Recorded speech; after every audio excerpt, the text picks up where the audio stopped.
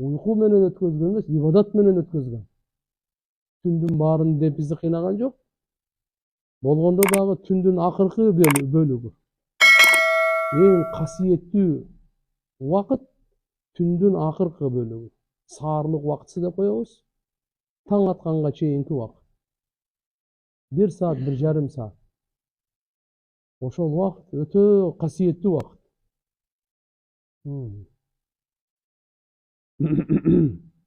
Бул убакытты баалаган адамдар, ушул убакытта ибадат кылып калган адамдар Аллага эң жакындар. Буларды ушул мукарраб сабиқин дейт. Жакшылыкта, бактылыкта озуп кеткендер ушулар. Аллага жакындыктын эми ар бир адам Алла Таалага өзүнүн жакындыгы бар, мусулман адамдын байланышы бар. Иманына, амалына жараша. Кээ-бирлер өтө жакын, мукарраб деп коет аларды. Кээ-бирлер бир узагыраак, эң жакындар Алла Таалага пайгамбарлар.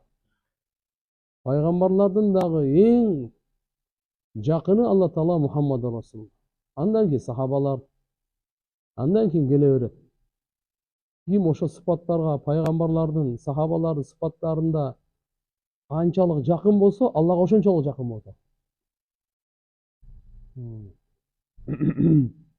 Хадисте келет. Бухари, Муслимде Абу Хурайра разияллаху анхудан пайгамбарыбыз саллаллаху алейхи ва саллям айтат, Алла айтат эткенде, хадиси кудуси: "А'адату ли ибади ас-салихин ма ла айнун раат, ва ла удунун самиат, ва ла хатара аля калби башар. ثم قال اقرأوا إن شئتم قول الله سبحانه وتعالى فلا تعلم نفس ما أخفي لهم من قرة أعين." Allah Taala men deyt, salih bendelerim üçün dayardap koyganmын deyt da. Beyişte ушундай nemattardy аны hiç bir göz görgön emes. Hiç bir kulak al toralı daja ukkan emes. Hiç bir adamdın жүрөгүнө anın kıyalı daja gelgen emes. Ушундай кереметтүү, касиеттүү, түбөлүктүү белектерди сооп, ажырларды, даражаларды, жакындыктарды даярдап койгон дейт Алла. Нематтар даярдап койгон. А'адатту ли ибади ас-салих. Кимге? Салих бенделери. Адамзаттын баарын Алла жаратты. Тандоо берди. Ким оңолот, ким бузулат, тандап ал өзүңдү. Ошон үчүн биз тилибизди оңдойлу. Оңолдорго оңолгондор, салихин деп оңолгондорду айтат. Салах, оңолгондор дейт. Ошон үчүн эң биринчи тилди, көздү, кулакты күн сайын оңдоого аракет кылышыбыз керек экен да. Күн сайын баскан турганыбызды, акча тапканыбызды, сарптаганыбызды, пикирибизди, ой жүгүртүүбүздү оңдошубуз керек экен. Анан салихинге киребиз. Ошондой өзүн оңдогонго мээнет кылган адам, бул дүйнө Алла канча жашоо берсе да, 50, 60, 70, 80, 90, 100 канча жашоо берсе да, бирок өзүн оңдогон менен мээнет кылды бул. Алла айтат мынакей, түбөлүктүү мен эч бир көз көрбөгөн, кулак укпаган, жүрөккө кыялы келбеген нематтар даярдап койгон. Булга тиги дүйнөдө бере турган, ойлоп калбаш керек, бул дүйнөдө мага эмне баруу жок. Аллах. Бул дүйнөдө Алла субханаху ва таала ушундай иззат, ушундай рахат, ушундай бейпил, ушундай амандык берет. Аны эч бир адам акчасы менен, күчү менен, башкасы менен ала албайт. Бузуку адам менен оңолгон адам тең болбойт. Караңгы менен жарык тең эмес. Билимдүү менен билбеген тең эмес. Сокур менен көзү көргөн тең эмес. Кудум ушундай күнөөдөн сактанган менен күнөөгө баткан эч качан тең эмес.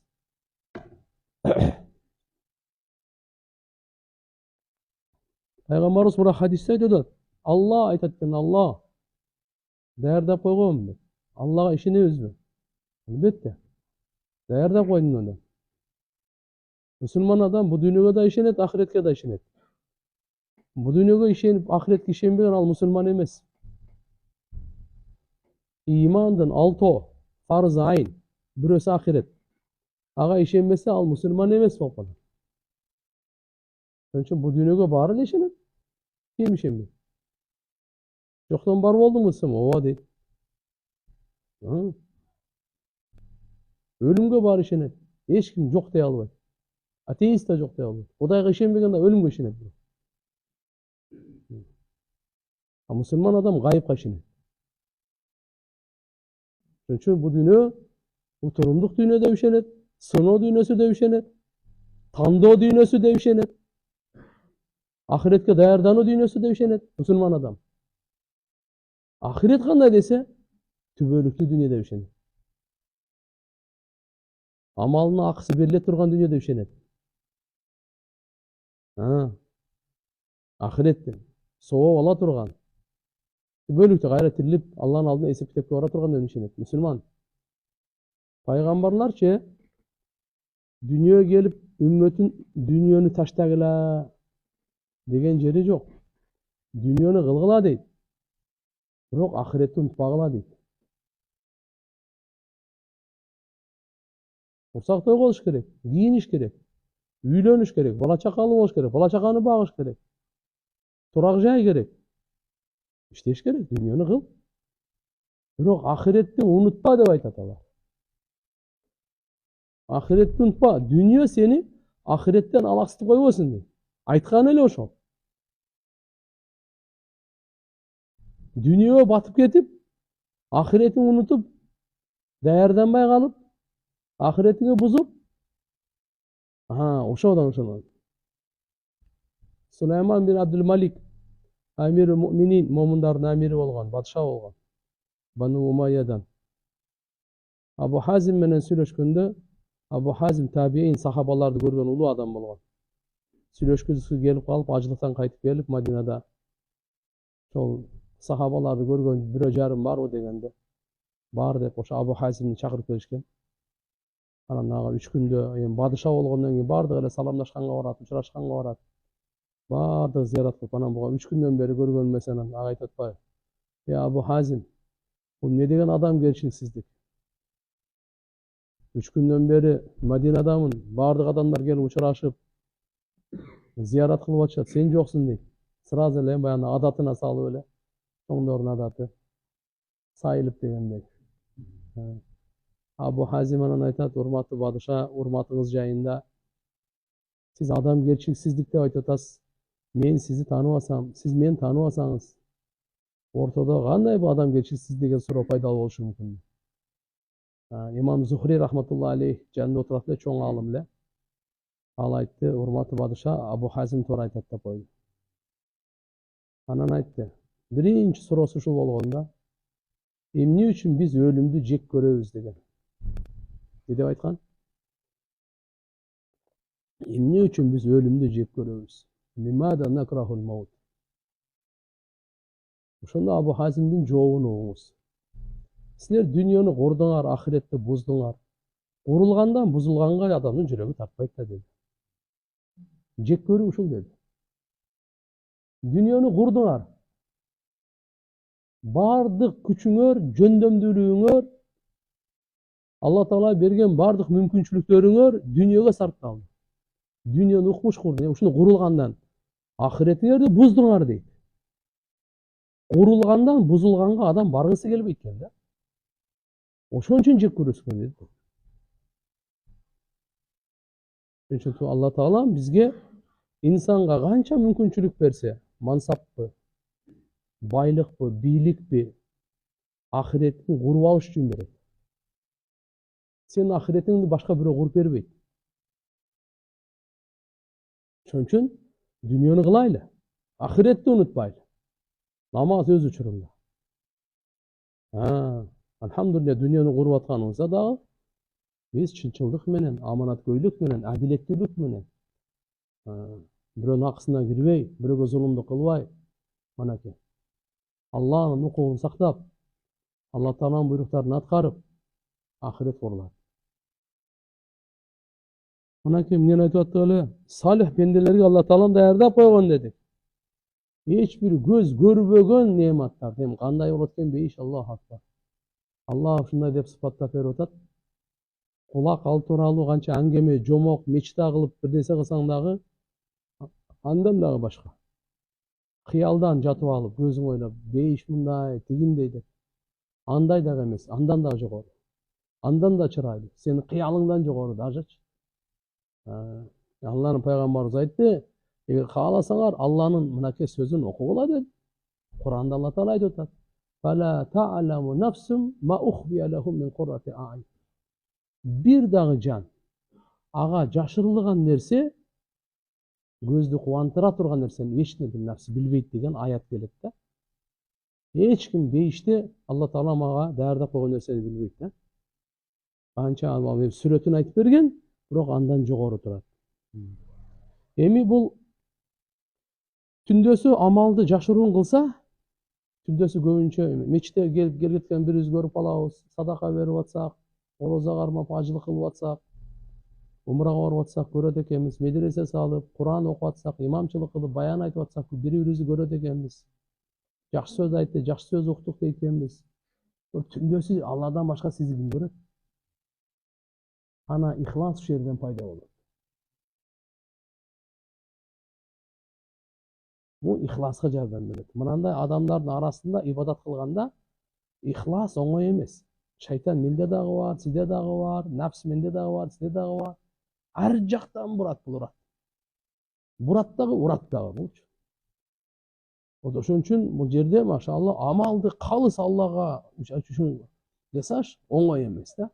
Алланын алдында амалды кабыл кылдырыш оңой эмес. Канча деген ихлас керек, канча деген коркуу керек.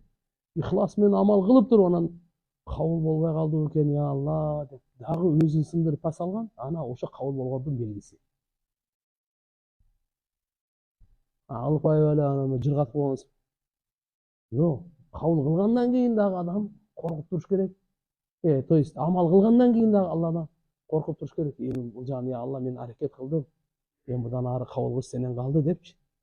Мен окупайдым битте. Мына кабыл кыласың кылбайсың, мен өзүм үчүн буягы. Андай болуп мындай эмес да. Андан кийин дагы инсан өзү мындай жалдырап жалбыраганын унутпаш керек экен да. Мына кеп эмне деп атат. Эми качан бул Алла үчүн түндөс амал кылдыбы, Алла Таалага жакындады. Эч бир адамдардын көз аны көргөн жок.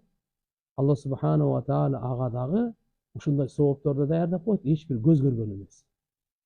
Ушундай неаматтарды даярдап коет, эч бир көз көргөн эмес, эч бир кулак уккан эмес, эч бир адамдын жүрөгүнө кыялы келген эмес. Качан Алла Субхана ва Таалана барганда, Алла Таала муну түбөлүктү жыргатат, ошондо көрөбүз. Куран Алла Таала айтып атат. Алла Таала баарыбызды өзүнүн айкөлдүүлүгү менен ошол адамдардын катарына кошсун. Амин. Жакшылардын катарында боло берели.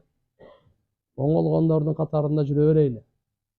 Аз болсо дагы жакшы дайыма аз болот, жаман көп болот.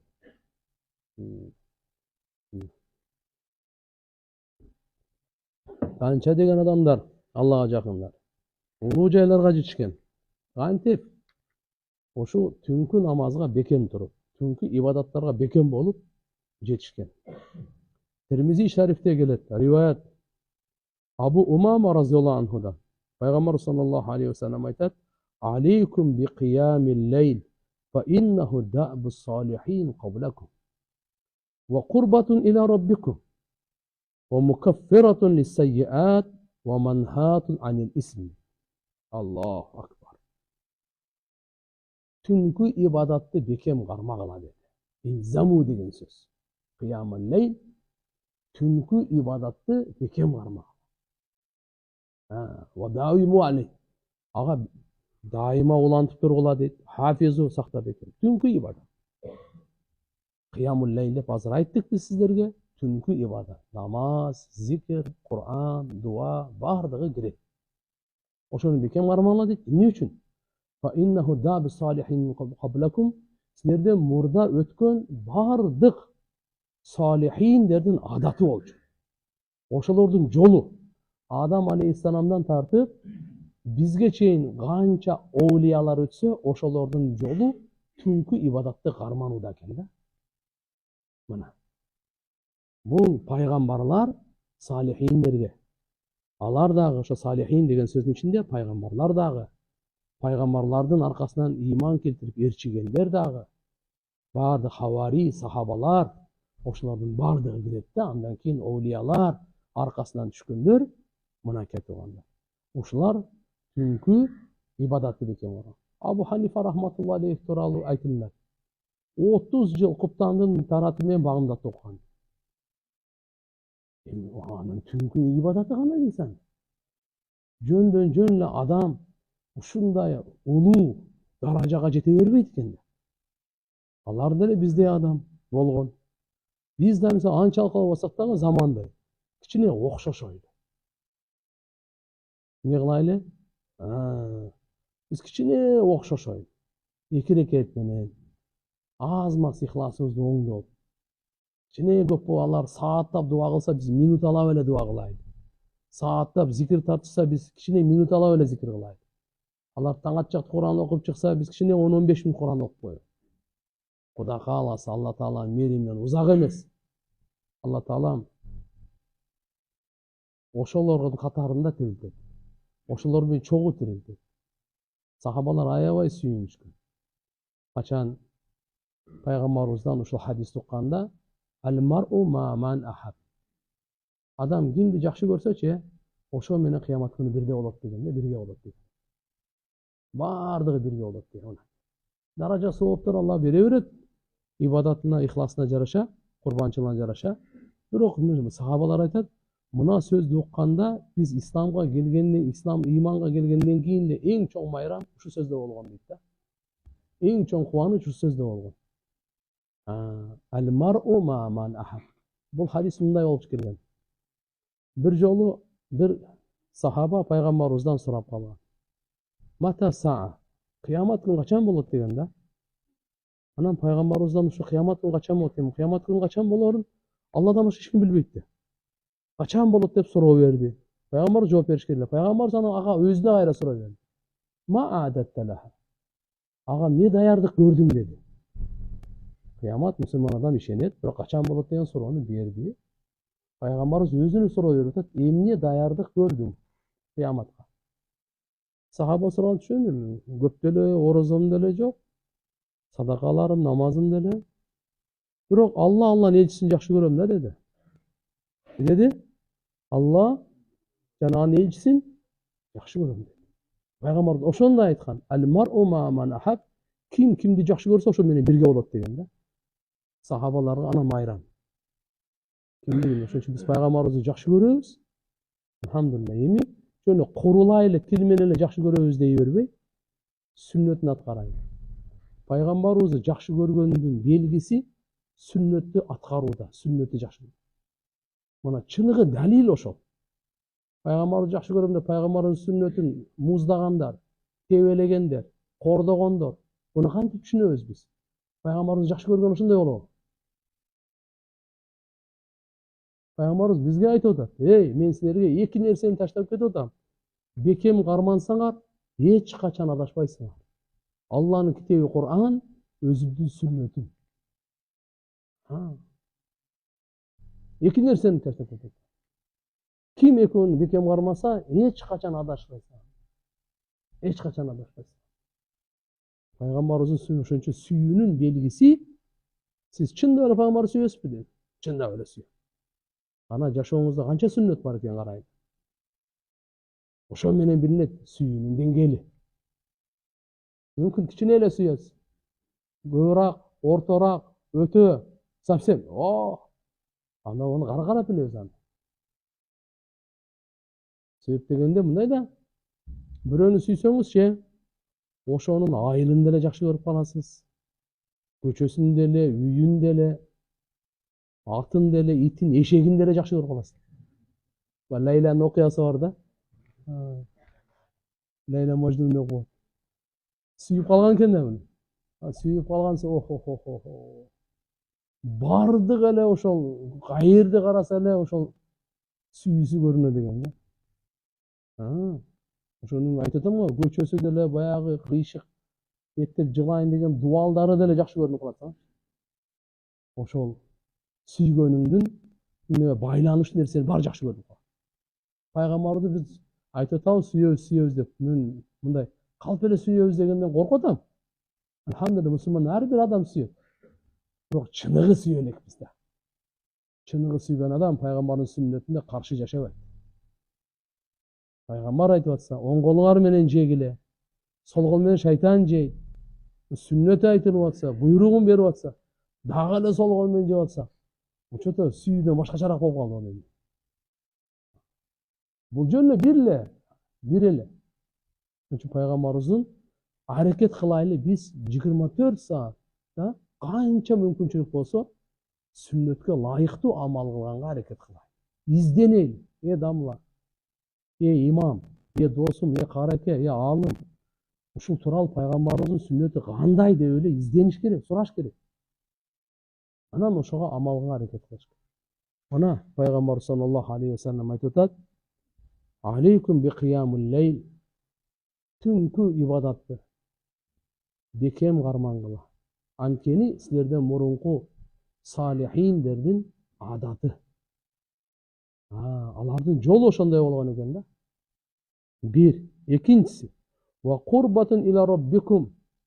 Робуңарга жакындата турган амал бул. Ана тақарруб илаллах, Алла Таалага жакындай турган амал. Пайгамбарыбыз өзү айтып атат. Бул түндөсү ким ибадат кылса, Аллага жакындайт. Жөнөкөй өзгөчө жакындайт болчу. Ибадатына жараша жакын. Зикирине жараша, дуаңызга жараша, саждаңызга жараша, истигфарыңызга жараша.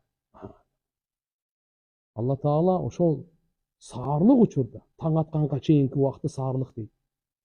Ошо саарлык учурда истигфар айткандарды мактаган Куранда. الذين يقولون ربنا إننا آمنا فاغفر لنا ذنوبنا وقنا عذاب النار الصابرين الصادقين والقانتين والمنفقين والمستغفرين بالأسحار. مستغفرين بالأسحار degeni саарлык учурда истигфар кылгандар. Ушундай адамдар алар айтышат: "О Робубуз, биз сага ыйман келтирдик. Биздин күнөөлөрүбүздү кечир, дозоктон отунан куткар."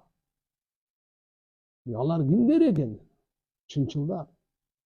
Садиqin, qanitin, Алла Тааланын алдында баш ийгендер, садака бергендер, мунфиqin, машаалла.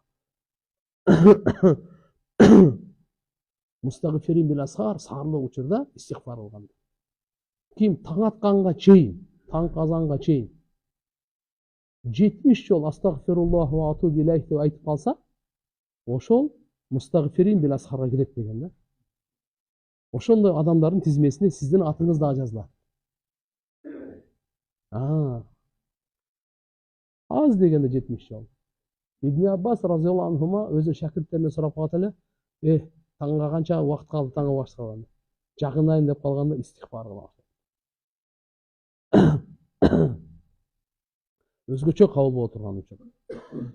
Андан кийин мукаффиратун лисайyiat, түнкү ибадат күнөөлөрдү кечирет экен. Каталарды жоёт экен. Такфиру дунуб деп коет. Маху хатая, каталарды өчүрө турган, жоё турган, күнөөлөрдү кечире турган. Эмне деп айтат андан кийин? Ва манхатна анил исм, күнөөдөн токтотот дейт. Түнкү ибадатыңыз күндүзгү күнөө кылбаганыңызга жардам берет. Күнөөдөн токтотот. Күнөөгө түшүп алуудан тыят дейт. Янха нахян. Бул болсо конкретно токтотот. Манхат анил исм. Кейбир риваяттарда келет: матарадатун лидай анил жасад. Адамдын денесинин ооруну кетирет дейт. Түнкү ибадат адам денесинен ооруну кетирет экен. Ооруну кетирет экен. Ошон үчүн иншалла мынаны биз бекем кармайлы. Түндөгү ибадат кылып жүргөн адамдарды Пайгамбар саллаллаху алейхи ва саллям кабар берген: булар бейишке эсеби китеп жок, биринчи кирет деген. Айтып атат: "Анна кувама лейл хум мин ас-сабиқин илал джаннати бигайри хисаб, кама ахбара Расулуллах саллаллаху алейхи ва саллям." Байхақидин риwayatында, башкаларда Асма бинти Язид деген разияллаху анха энебиз айтат: Пайгамбарыбыз мындай деген: "Яхшурун нас фи саидин вахид яуман қияма." Адамдардын бардыгы бир талада Алла Тааланын бардыгын тирилтет. فَيُنَادِ مُنَادٍ فَيَقُولُ Bir jarçı jar saladi, perişte jar saladi ekan, aytadi ekan. Aynallazina kanu tatajafa junubuhum anil madaji. Birinchi jar ушундай салынат экен мындай кылып. Кайда? Жамбаштары, капталдары төшөктөн узак болгондор дейт. Ысык төшөктө жата бербей, төшөккө жармашып. Алардан туруп, тахажжуд окугандарды айтып атат. Түн ибадат кылгандарды айтып атат. Кайда дегенде, فَيَقُومُونَ وَهُمْ قَلِيلٌ. Biraz adamlar турат экен, азыраак экен да, бирок адам аз экен. Чакыруу болуп атат, жар салынып атат, туруш керек алар. Турганда. وَيَدْخُلُونَ جَنَّةَ بِغَيْرِ حِسَابٍ. Булар бейишке эсепсиз киргизет. ثُمَّ يَأْمُرُ بِسَائِرِ النَّاسِ إِلَى الْحِسَابِ. Андан кийин башка бардык адамдарга буйрук берилет экен, давай эсепке жөнөгүлөсүңөр деп.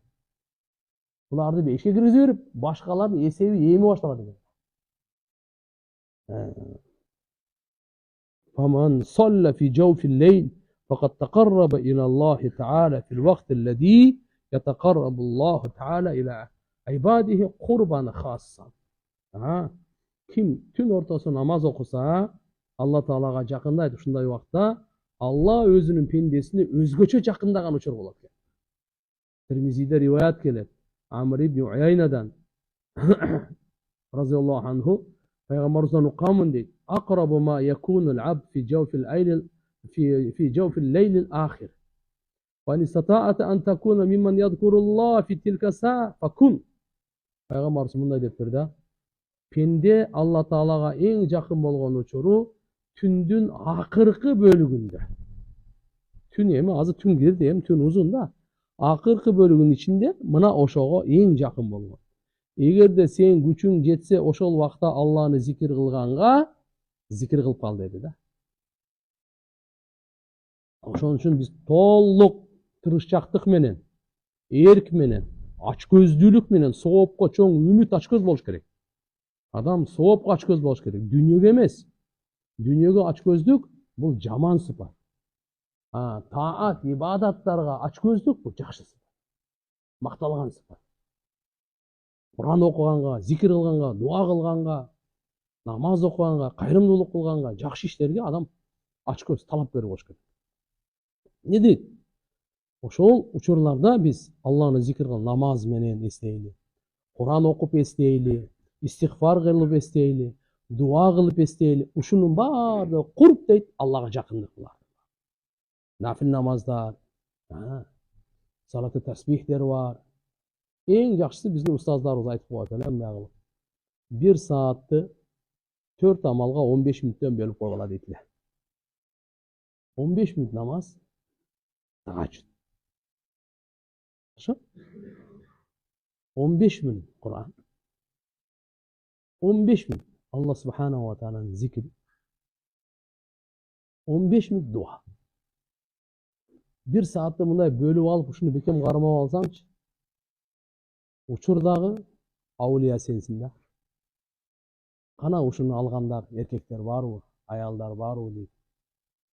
Ал алхамдулилlah, мына кыш мезгили, түн узун, шуну кылса. Кээде мындай болуп калат, адам ооруп калат. Намазды туруп окуганга күч жок. Ошол убакта көзүңүз ачылып, жаткан бойдон эле зикир кылып коюңуз, түнү ибадат кылгандын катарына эле киресиз. Намаз окуй албасаңыз деле. Себеп дегенде кыямул лейл бул намаз менен эле байланбайт бул. Ошол убакта ким зикир кылса, эми ооруп калды, тура албайт, күч жок. Төшөктүн үстүндө жатып алып эле зикир кылып, дуа кылып эле ошол жерде. Бир аз болсо дагы. Бирок ушу жакшы адатты таштабаган. Бул оору кетет. Чарчагандык кетет. Кудай кааласа кайра иншалла ордуна келет. Бирок ден соолугуңуз жакшы учурда тахажжуд окуп жүрөсүз го, Зикир кылып, дуа кылып, Куран окуп жүрсөңүз, ооруп калганыңызда окуй албай калдыңыз. Проблема жок. Алла периштеге дайындайт. Ден соолугу жакшы учурунда кандай ибадат кылат эле, кудум ошондой жаза берилет дейт. Бул төшөктө жата берет, аста жаза берилет дейт. Сахих, ден соолугу жакшы учурунда ким жакшы ибадаттарды кылып алса, ооруп калганда дагы Алла Таалам караңыз, кайраттуулугун, айкөлдүүлүгүнө тан бериңиз. Пенде ооруп калды, ден соолугу жакшы болгон точно бул кылат эле. Оорунун себебинен кыла албай калды. Жаздыргыла дейт ошол себептин бардыгы. Кандай керемет. Ошон үчүн ден соолук жакшы учурунда туугандар ибадат кылып калайлы. Адам баласына сөз сол каалайбы каалабайбы оору келет баары. Каалайбы каалабайбы карындык келет. Каалайбы каалабайбы сыноо келет ал. Ал жок нерсе эмес ал. Боло турган нерсе ал. Каалайбы каалабайбы өлүм келет башына. Сен сага жагабы, жакпайбы, сени сурап, андай маселе жок бу жерде.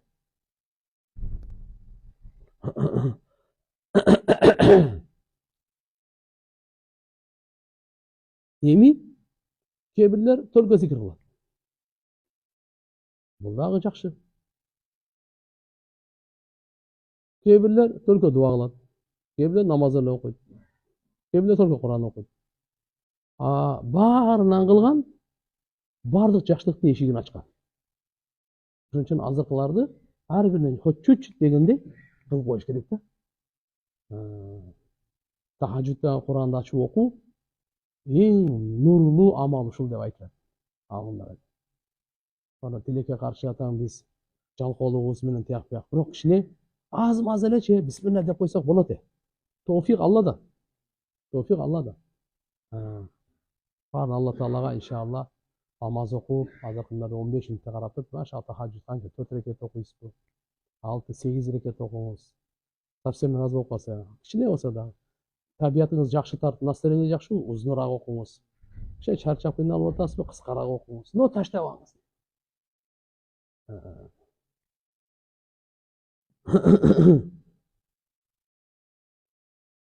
Алла Таалага жакындоо. وما يزال عبد يتقرب إلي بالنوافل حتى أحبه. Нафилдар менен Алла Таала айтат, менин пенде мага жакындай берет нафилдар менен. Барып мен аны жакшы көрүп калам. Нафилдар каулия, тил менен кылган нафилдар бар. Азыр эми айтабыз. Дене менен, акча менен кылган нафил ибадаттар кандай болот? Бунун эшиктери, жакшылык эшиктери өтө көп, өтө кең. Кээ бирлери бирөөсүн кармайт, кээ бирлери баарынан кармайт, машалла. Ошон үчүн ушунун баардыгы Алланын китебин окуу, Куранды окуу. Китепти ачып алып Куранды окуш керек. Пайгамбарыбызга көп салават айтуу, тахлил, ла илаха иллаллах, субханаллах, алхамдулилlah, Аллаху акбар, буларды зикирлерин көп кылуу, дуаларды кылуу. Мына ушулардын баардыгы туугандар хайрат, ибадат, жакшы амалдар, ибадаттар болот. Ким ушуда алдыга чыкса, кыямат күнү ал алдыда болот. Улайка юсариуна фил хайрат ва хум лаха сабиқун. Мына ушулар жакшылыкта жарышат эле, жарышкандар мына ушулар алдыңкылар дейт. Фарыз намаз чектелген. 5 убакыт намаз бүттү. Фарыз орозо чектелген. Рамазан айынын орозосу фарыз болду, бүттү. Зекет чектелген. 40тан 1 бүттү. Малдыкы, акчаныкы, буюмдуку бардык үшүр-түшүр. Ажылыкта чектелген. Өмүрүндө бир жолу болду. Бирок навафил чеги жок. Нафилдар. Буну канча машалла окуй берсе, бир күндө канча рекет окуй аласыз? Машалла. Орозого албетте кээ бир жерде тыюу салынган жери бар. Ал эми кандай кыска эле ал. 5 күн орозо кармабайбыз бир жылда. 5 эле күн. Орозо айт күн, Курбан айт күн, андан кийин 3 күн. Нафилдар болсо, күн чыгып атканда намаз окубайбыз. Чак түштө күн батып атканда, багымдаттан, азанынан күн чыкканга чейин, асырдан күн баткан. Калган убакыт баары ачык. Ибадаттын баары. Зикирдики го субханалла вообще чеги жок. Салаваттыкы чеги жок, истигфардыкы вообще чеги жок. Гусул болсоң деле, даратың жок болсо деле, басып жүрүп, отуруп, туруп, жатып, эч бир зикирге чек жок. Алла Таалага жакындоо Кур'ан-ы Каримди окуп. Хадисте келет, Пайгамбар саллаллаху алейхи ва саллям айтканда: "Ва ма тaqarrabal ibad ila Allah bimисlihi", яни бимислихи дегени яни бил Кур'ан. Пенделер Алла Таалага Кур'ан менен жакындагандай, башка бир дагы амал менен андай жакындай албайт. Демек, Алла Таалага Кур'ан менен жакындагандай, башка ибадаттар менен жакындайсыз, бирок Кур'андай жакындай албайсыз. Кур'ан менен жакындагандай жакындай албайсыз. Кур'ан менен жакындыгы пенденики өтө башкача. Ошон үчүн нафил ковли сөз менен ибадаттардын эң абзели, маанилүүсү тилаваты китабилла муадабатан. Дайыма Алла Тааланын китеби Куранды окуп туруу. Куранды ачыңыз, бекер окуңуз. Арабчасын үйрөнүңүз. Анан кийин котормосун, маанисин, анан тадаббур, ой жүргүзүп, амал кылуу. Куранда Алла Таала айтат: "Инналлазина ятлуна китабаллах ва акамус-салата ва анфaqu мимма разaqнахум сирра ва алания ярджуна тижарatan лан табур. Лиюваффихум уджурахум ва язидахум мин фадлихи иннаху гафурун шакур." Алла Тааланын китебин окуган адамдар, жана намаз тургузгандар, жана биз берген ырыскылардан жашырундагы ашкере да сарптагандар, мына ушулар үмүттө ушундай сооданын эч качан зыян тартпай турган. Аларга Алла Таалам сообун толук кылып берет, жана өзүнүн айкөлдүүлүгү менен ашыкча арттырып дагы берет. Албетте кечирүүчү кадырдан зат Алла. Туугандар, эмне биринчиден намаздан дагы, сарптоодон дагы Алланын китебин окугандар деп айтты да. Кимдер? Эң биринчи Алланын китебин окугандар. Тилекке каршы деп те айтпайлы коюнчу. Тууган, бүгүн биз Кур'ан-ы Каримге шалакылык дейбизби, кош көңүлдүк мамилебиз көбөйүп кетти. Кур'ан ачпай калдык. Кур'ан окубай калдык. Кандай касиеттүү китептерди эле кыямат күнгө чейин адашпай турган, шапаат кыла турган, бардык акыйкат, туура жолду, адилеттүүлүктү, чынчылдыкты бардыгын ачып берген китепти мусулман ошону окуду. Биз мусулман адам канчалык Куранга жакын болсок, туугандар, ошончолук Аллага жакын болобуз. Ошончолук берекеге жакын болобуз. Ошончолук жеңишке жакын болобуз. Ошончолук ийгиликке, бактылыкка жакын болобуз. Курандан үммөт узаган сайын Алладан узайт. Жакшылыктан узайт. Бактылыктан узайт. Жеңиш, ийгиликтен узайт. Үммөт мусулман калкы канчалык Куранга жакын болсо, ошончолук Аллах акбар, Алланын колдоосу болот. Алланын коргоосу болот. Алланын жолдоосу болот. Куранды карманган адам ааламдын тарыхында кор болгон эмес. Алла Таала айтат: "Ва'тасиму бихаблиллахи жамиан ва ла тафаррaqu." Бихаблиллах Кур'ан. Алланын арканын бекем кармагыла деп буйрук берип атат. Баарыңар биригип, бөлүнүп жарынбай.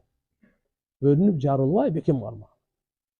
Алланын китеби, Алланын сөзү. Пайгамбарыбыз 23 жыл окуду. Куранды түнү күнү. Сахабаларды 23 жыл тарбия кылды. Аң сезимин тарбия кылды. Жүрөктөрүн, ойлорун, көз караштарын, пейилдерин, ибадаттарын, мүнөздөрүн, кыялдарын, жоруктарын, мамилелерин, жашоо тиричилигин, адеп аклагын бардыгын Куран менен тарбиялады. Куран менен нурлады. Абу Бакыр нурланып кетти. Канча иман болду Абу Бакырда. Пайгамбарыбыз айтат: "Таразанын бир ташына Абу Бакырдын иманын койсоңор, Сыддык разыйаллаху анху. Экинчи ташына бүткүл үммөттүн иманын койсоңор, Абу Ханифа, Имам Шафи, Имам Малик, Имам Ахмад Хамбал баары сахабаны кошуп, бүгүнкү күнгө чейин Абу Бакырдын иманы басып коет.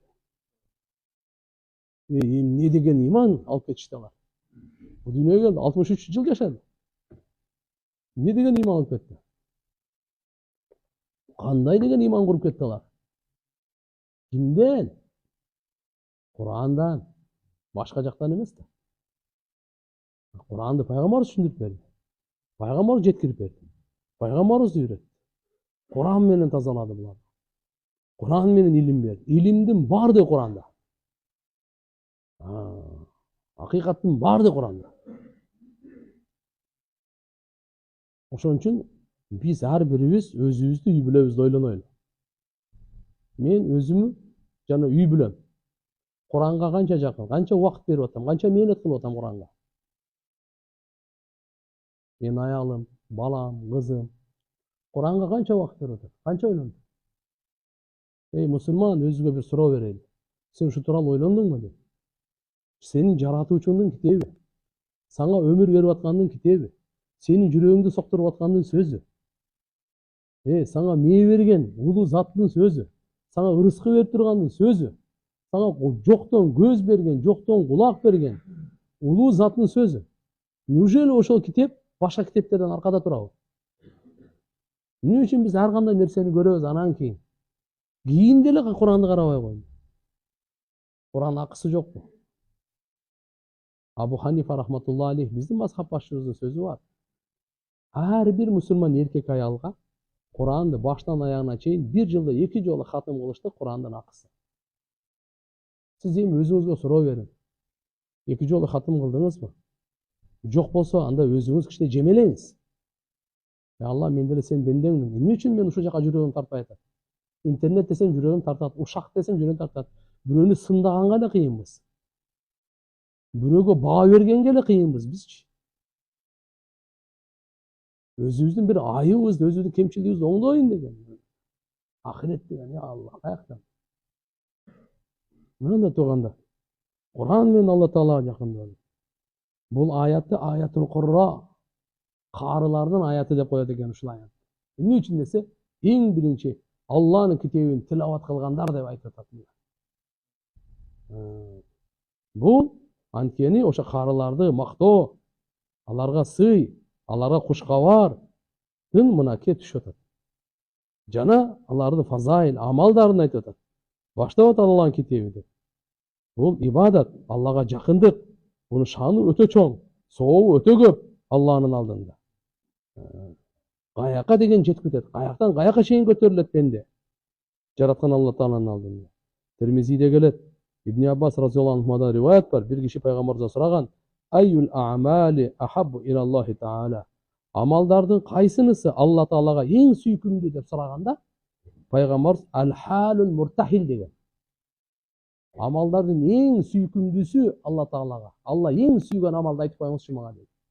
Peygamber dedi al-halul murtahil. Al-halul murtahil degen emne dedi. Peygamber aytты дагы. Allazi yadribu min awwal Kur'an. Kur'an'ın baştan okuy başlayт дагы. Эң аягына жетет го. Кайра сразу баштан чыгат. Мунаны халul murtahil дейт. Сиз азыр акырын тамганы үйрөнүң дагы. Көз коркок кол бат. Сизден көп нерсе суралбайт. Ниет кылып дуа кылың, бүттү. Кичине эле аракет кыласыз, Куранды окуп кетесиз. Анан алхамдулилlah акырындан ушул имамбы, карыбы, бирөөнү жалдайсызбы, бирөөгө барасызбы, кандай кыласыз, убактысын аласызбы, аны эми сиз өзүңүз чечесиз. Карап туруп Куранды үйрөнүп, аз болсо да хотя бы ушу баштан аягына чейин өлгөнгө чейин ушу бир китепти окуп алайынчы ушу. Алланын китеби кандай? Окубай туруп өтүп кетпейин, я Алла. Kur'an kitebinde okuvay durup ötüp etmeyin ya Allah. Bilbey uşul. Sen bana kança жақшылық kıldın, şu senin kitebinde okuvay, senin kalondu düşünbey. Ötüp et kalmayın ya Allah. Okuylu. Hareket kılıversek harekette bereket. Başka bart nerseye gelgendere biz oңойлы, жеңил hareket kılıp kalabız. Үйрөнгөн көч. Kur'an'a gelgende albatta şeytan toskоолдук kılat. Азгырат, эмне кылайсың, башыңа кирбей атат, карып калгансың, башка жумуштар бар, музыка ук, ыр ук. Эмне кыласың өзүңдү кыйнабы? Айта берет ал молдо. Депчи, шайтандын баардыгы кулакка тепкен азгыруусу бар. Жок. Мейли, ага деле нафс чыркырабасын. Айтып кой, мейли болсо ырпыр, анашит болсо окуп коеюн, бирок биринчи Куранды окуйн, анан кийин депчи. Ал менен сүйлөшүп алым. Давай 15 минут саңа, 15 минут саңа. Боптур деп. Для начала 15 минут Куранга, 30 минут саңа деп. Интернет көргүң келип атабы, соц тармак не болуп атат, тополоң. Хорошо. Биринчи саңа Куранга 15 минут, анан кийин жарым саат. Акырын. Антип алдабасак болбой калды нерсе. Жеңиш деле кыйын болуп калды. Кичине ага да мындай акырын чыркыратпай бир жолу.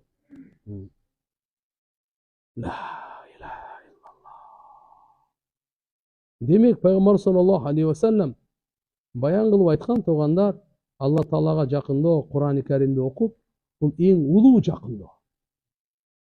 Эң мыкты жакындоо. Жакындагандардын да эң жакындоосу. Эң абзел жакындоо. Пенделер канчалык Алла Таалага Алланын сөзү менен жакындай алат, башка амал менен андай жакындай албайт. Алла Таала Куранга канчалык кулак салууга, сиздин кыраатыңызга канчалык кулак салууга. Пайгамбар айткан: "Ма диналла ли абдин, ай мастама Аллаху таала ли абдин фи шайин абдала мин ракаатайн юсаллихима."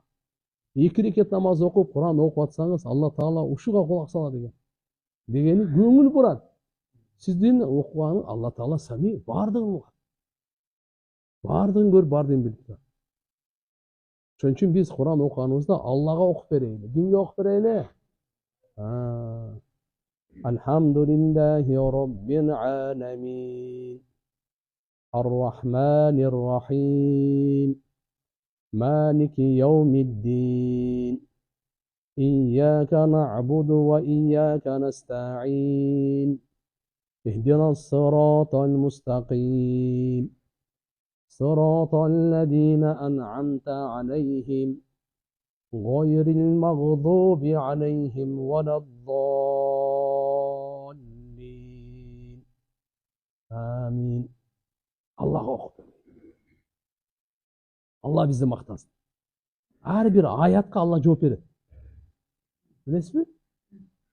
Siz elhamdülillah Rabbil Alemin deyiz mi? Allah ne dep жооп берет? Хамидани абди. Менин пендем мага мактоо айтты деп жооп берет. Ар-Рахманир Рахим дегениңизде асна алейи абди. Пендем мага алкыш айтты деп жооп берет. Малики яумиддин дегениңизде Алла Таала маджадани абди. Менин пендем мени улуктады деп жооп берет. Ар бир аятка жооп берет. İyyâke na'budu ve iyyâke nesta'in деген Алла айтат. Бул мен менен пендемдин ортосунда. Андан кийин ихдина сирата мустақим акырына чейин бул пендем үчүн дейт. Биринчи үчөө мен үчүн, ортосу экөөбүздө, жарым меники жарым аныкы, кийинки үчөө пендемдики. Сирата мустақимга салып коюп, жөөттөрдөн, ачуусу түшкөн жөөттөрдөн кылбай, адашкан христиандардан кылбай, салихин пайгамбарлардын аркасына салып коюп, бул үч тилек пендемдики. Пендем эмнени сураса ошо болот. Пендем эмнени сураса берем. Бирок ар бир аятка жооп берет. Ошон үчүн Аллага окуп берет.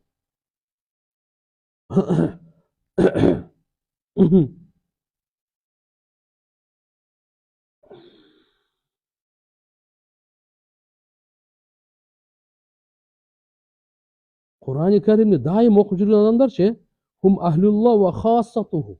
Деп пайгамбарыбыз айткан экен. Анас разияллаху анху риваят бар, пайгамбар саллаллаху алейхи ва саллям айтат: "Инна лиллахи ахли минан нас." Адамдаргач, айтатам, адамдардын арасынан Аллага таандык өзгөчө адамдар бар. Алланын да өзгөчөлөрү бар экен да, пенделердин арасында.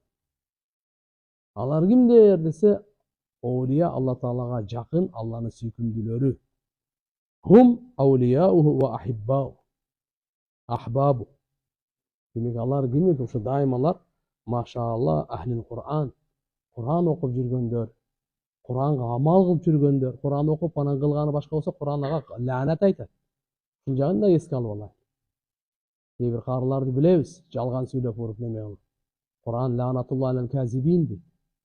Кудайым сактасын баарыбызды. Ошон үчүн иншалла Кур'ан окуп, Кур'ан амал үчүн окугандан ошондон кийинки очередь уже амал кылышыбыз керек болот, аракет кылышыбыз керек болот. Ахлил Кур'ан булар тилаватты бекем кармагандар, адеби менен Алла Тааланын өзгөчө оулиялары, өзгөчө сүйкүмдүү пенделери, шек күмөнсүз. Анткени Алланын сөзү бул афзал калам, сөздөрдүн эң абзели. Алла субханаху ва таала айтат hadis kudusida. Man şagalahul Kur'an an mas'alati a'taytu afdala ma utiya as-sa'ilin. Wa fadlu kalamillahi ta'ala ala sa'iril kalam ka fadlillahi ala khalqihi. Kimdi Kur'an alek kılıp koysaç, şu dua kılganга, suraganга da vakti yok. Tölke Kur'an men alek eken. Allah aytat, suraganlardan da jakşı berem aga. Allah'ın sözünün artıkçılığı başka sözge karaganda Allah'ın özünün mahlukka bolgan artıkçılığında. Sözü ушунчалык. Kalamullah da bu. Канча сооп, канча ар бирине субхан тамгага сооп. Бир сооп, 10 бир жакшылык, ал 10го барабар. Бул башталышы. Да канчалык кары, ихлас менен, Алладан коркуу менен, канча хузур менен окуса, ошого жараша кетет. Термизи шарифте риваят келет Ибн Масуд разияллаху анхудан, пайгамбарыбыз айткан: "Ман кара харфан мин китабилла фалаху бихи хасана." Ким Алланын китебинен бир тамга окуса, бир эле тамга, ага фалаху бихи хасана, бир жакшылык берилет. Вал хасанату би ашри амсалиха, бир жакшылык 10 соопко. Айнан. Ла акулу, мен айтпайм алиф лам мим харф. Алиф лам мим деген бир тамга деп айтпайм. Валакин алиф харфун, ва ламун харфун, ва мимун харфун. Алиф өзүнчө тамга, лам өзүнчө тамга, мим өзүнчө тамга. Буну баарын бириксеңиз 30 сооп дейт. Канча 30 сооп. Окуй албай укканга дагы сооппу же кандай? Укканга дагы сооп. Уккан кулактын ибадаты. Окуган тилдин ибадаты. Çünkü inşallah gıvrak mınaga vakt veriyor. Vakt var bizde. Bismillah. Hareket kılazı tutanlar. İnşallah. Allah'ım bağrınıza tevfik versin. Tevfik Allah verir.